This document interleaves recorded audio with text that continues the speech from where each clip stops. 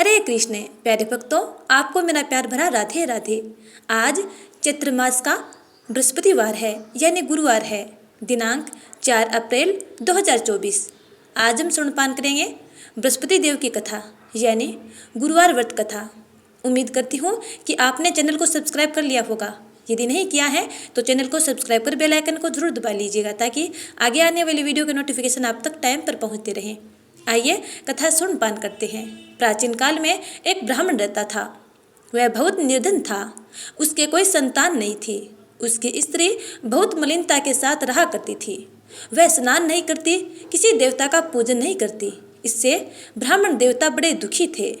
बेचारे बहुत कुछ कहते किंतु उसका कुछ परिणाम न निकला। भगवान की कृपा से ब्राह्मण की स्त्री से कन्या रूपी रतन पैदा हुआ। कन्या बड़ी होने पर प्रातःकाल स्नान करके विष्णु भगवान का जाप व बृहस्पतिवार का व्रत करने लगी।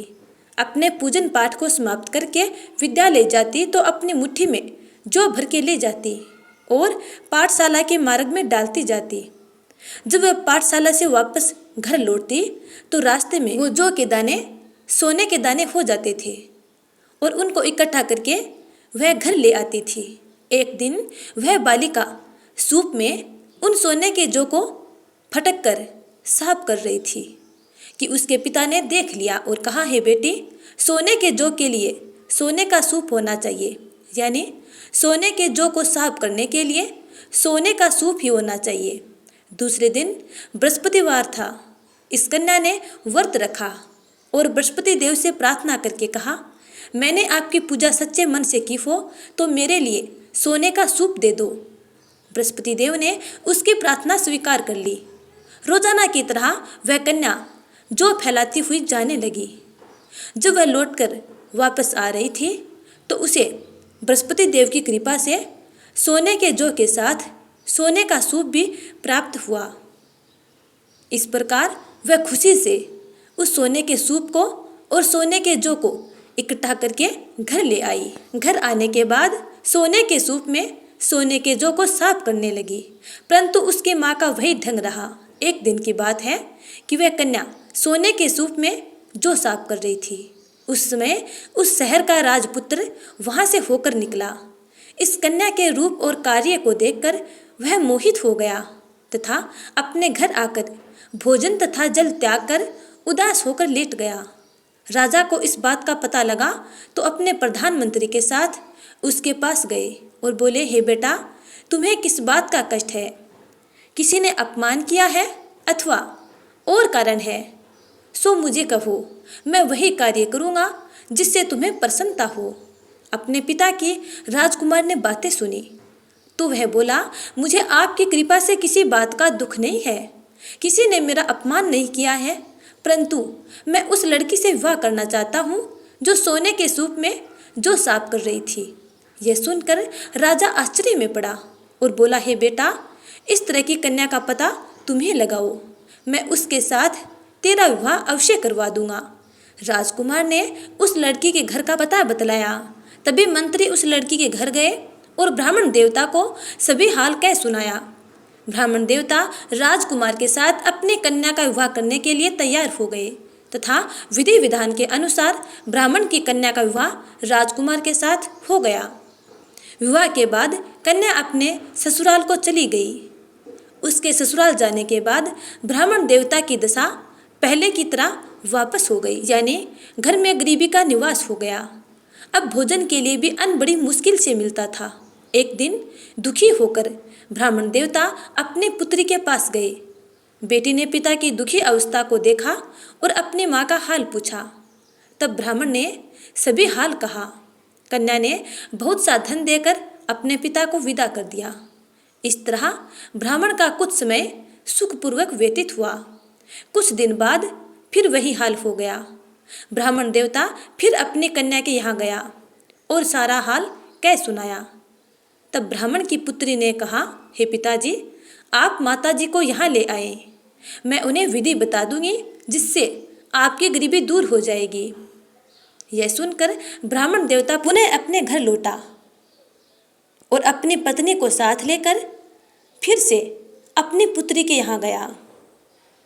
पुत्री के पहुँचने पर पुत्री ने अपनी माँ को समझाया, हे माँ, तुम प्रातःकाल प्रथम स्नान आदि करके विष्णु भगवान का पूजन करो तो आपकी सारी दरिद्रता दूर हो जाएगी।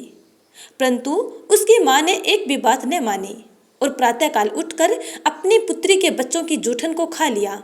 इससे उसकी पुत्री को बहुत गुस्सा आया और एक दिन उसकी पुत्री ने अपने महल की एक कोठरी के सामान को बाहर निकाला और अपनी माँ को उस कोठरी में बंद कर दिया।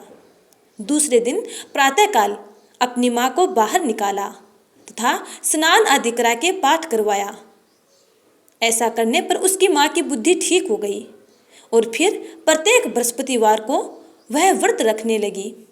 इस व्रत के प्रभाव से उसके माँ बाप बहुत ही धनवान हो गए और पुत्रवान भी हो गए और बृहस्पति जी के प्रभाव से इस लोक के सुख भोग कर स्वर्ग को प्राप्त हुए। तो प्रेम से बोलिए विष्णु भगवान की जय, बोलो बृहस्पति देव की जय। हे भगवान, जिस प्रकार आपने उनकी मन इच्छा पूर्ण की, वैसे ही अपने प्यारे प्यारे भक्तों की मंगल कामनाएं पूर्ण करना। अब सुनते हैं श्री हरि विष्णु चालीसा। विष्णु सुनिए विनय सेवक की चितलाए, कीरत कुछ वर्णन करूं दीजिए ज्ञान बताए। नमो विष्णु भगवान खरारी, कष्ट नशावन अखिल बिहारी। प्रबल जगत में शक्ति तुम्हारी, त्रिभुवन फैल रही उजियारी। सुंदर रूप मनोहर सूरत, सरल स्वभाव मोहनी मूरत। तन पर पीताम्बर अति सोहत, बेजंती माला मन मोहत। शंख चक्कर कर गदा बिराजे, देखत देते असुर दल भाजे। सत्य धर्म मद लोभ न गाजे, काम क्रोध मद लोभ न छाजे। संत भक्त सज्जन मन रंजन, दनुज असुर दुष्टन दल गंजन। सुख उपजाए कष्ट सब भंजन, दोष मिटाए करत जन सज्जन। पाप काट भव सिंधु उतारन, कष्ट नाश कर भक्त उबारण। करत अनेक रूप प्रभु धारण, केवल आप भक्ति के कारण। धरणी धेनु बन तुम ही पुकारा, तब तुम रूप राम का धारा। भार उतार असुर दल मारा, रावण आदिक को संघारा। आप वराह रूप बनाया, हरण्याक्ष को मार गिराया। धर्म मत से तन सिंधु बनाया, 14 रत्नन को निकलाया। अमिलक असुरन द्वंद्व मचाया, रूप मोहिनी आप दिखाया। देवन को अमृत पान कराया, असुरन को छवि से बहलाया। कुर्म रूप धर सिंधु मझाया, मंदराचल गिरि तुरत उठाया। शंकर का तुम फंद छुड़ाया, भस्मासुर को रूप दिखाया। वेदन को जब असुर डुबाया, कर प्रबंध उन्हें ढूंढवाया। मोहित बनकर खल ही नचाया, उस ही कर से भस्म कराया। असुर जलंधर अति बलदाई, शंकर से उनकी न लड़ाई। हार पार शिव शकल बनाई, कीन सती से छल खल जाई। सुमिरन कीन तुम्हें शिवरानी, बतलाए सब विपद कहानी। तब तुम बने मुनीश्वर ज्ञानी, वृंदा की सब सुरती भुलानी। देखत तीन दनुज शैतानी, वृंदा आए तुम्हें लपटानी। हो सप्रस धर्म क्षति मानी, हना असुर उर शिव शैतानी। तुमने ध्रुव प्रहलाद उबारे, हिरण्याकुश आदिक खल मारे। गणिका और अजामिल तारे, भूत भक्त भव सिंधु उतारे। हरफू सकल संताप हमारे, कृपा करफू हरि सिरजनहारे। देखूँ मैं निज दर्श तुम्हारे, दीन बंधु भक्तन हितकारे। चहत आपका सेवक दर्शन, करफू दया अपनी मधुसूदन। जानू नहीं योग्य जप पूजन, होए यज्ञ स्तुति अनुमोदन। शील दया संतोष सुलक्षण, विदित नहीं व्रत बोध विलक्षण। करहुम आपका किस विधि पूजन, कुमति विलोक होद दुख भीषण। करहुम प्रणाम कौन विधि सुमिरन, कौन भांति में करहूँ समर्पण। सुर मुनि करत सदा सेवकाई, हर्षित रहत परम गति पाई। दीन दुखीन पर सदा सहाय, निज जन जान लेव अपनाई। पाप दोष संताप नसाओ, भव बंधन से मुक्त कराओ। सुख संपत्ति दे सुख उपजाओ, निज चरणन का दास बनाओ। निगम सदा ये विनय सुनावे, पढ़े सुने सो जन सुख पावे। तो प्यारे भक्तों, प्रेम से बोलिए भगवान श्री हरि विष्णु की जय। जय जय श्री राधे।